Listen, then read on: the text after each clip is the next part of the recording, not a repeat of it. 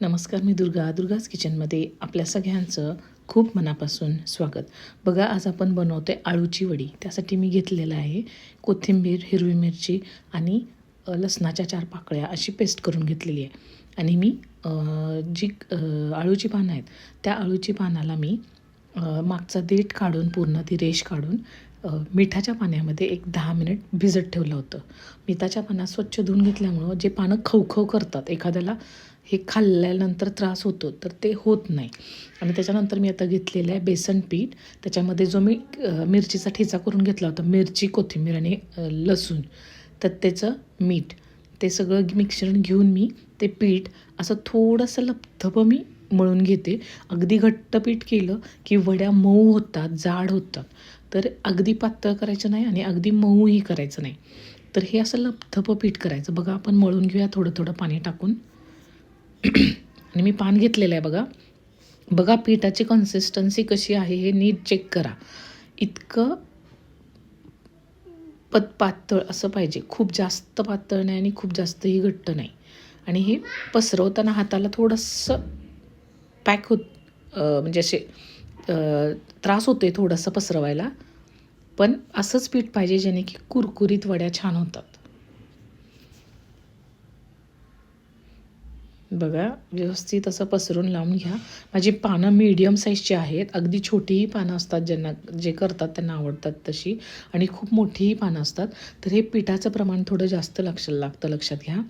आणि ह्या पिठामध्ये थोडे तीळ टाकायचे, म्हणजे ती वडी कट केल्यानंतर, ती तळल्यानंतर ते खाताना खूप छान लागतं. बघा, किती व्यवस्थित लावून घ्यावं लागतं. हे पातळ पीठ असल्यामुळे लागतंही व्यवस्थित.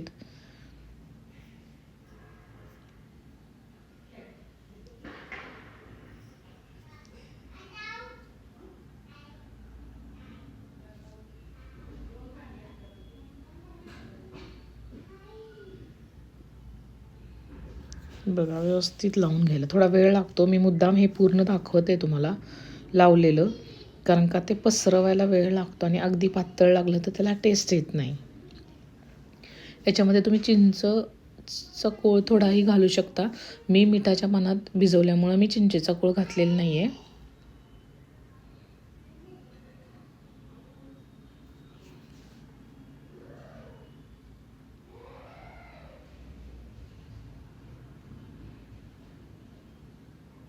बघा, व्यवस्थित लावून घ्या. आणि आपण हे पान आता छान अशी याची सुरळी करून घेऊया. सुरळी अशी वडी करायची त्याची, फोल्ड करून करून करून. बघा, आता वरून आपण सुरळी करायला घेऊया. बघा, हलका हाताने त्याच्या देठाचा जो जाड भाग आहे तिथं हलक्या हाताने तुम्ही हे करा.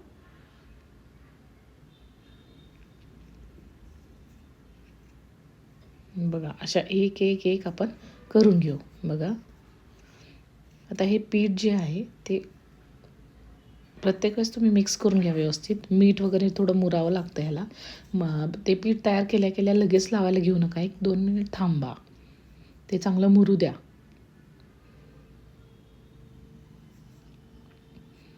त्या वडीसाठीचं जे पीठ आहे हेच महत्त्वाचं आहे, लक्षात घ्या. बघा, माझ्या छान वड्या सगळ्या तयार करून, रोल करून तयार आहेत. आपण आता हे बॉईल करायला ठेवू. आपण हे शिजवून घेऊया, वाफवून घेऊ आपण मोदक पात्रात.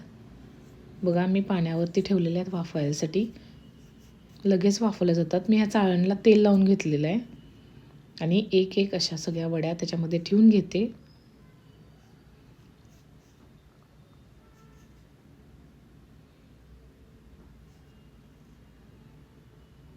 बघा, एक एक अशा ठेवून घेते.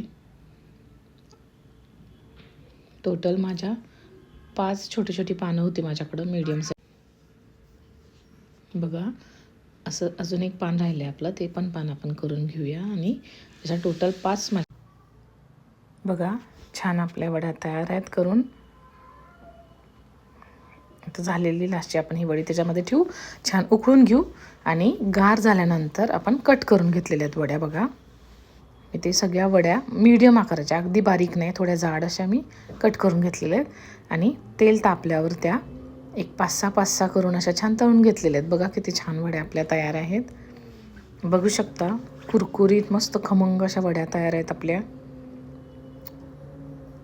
ही वडी एक 4-6 महिन्यांनी तरी खावी अळूची असं म्हणतात. त्यामुळे तुम्हीही नक्की ट्राय करा. आणि काही अवघड नाही आहे, खूप सोपी आहे. मुलांना सगळ्यांनाच खूप आवडते. तुम्ही पण ट्राय करा. आणि कशी झाली हे सांगायला विसरू नका. कमेंट करा, लाईक करा आणि पेजला सबस्क्राईब करा. मस्त अशी अळूची वडी.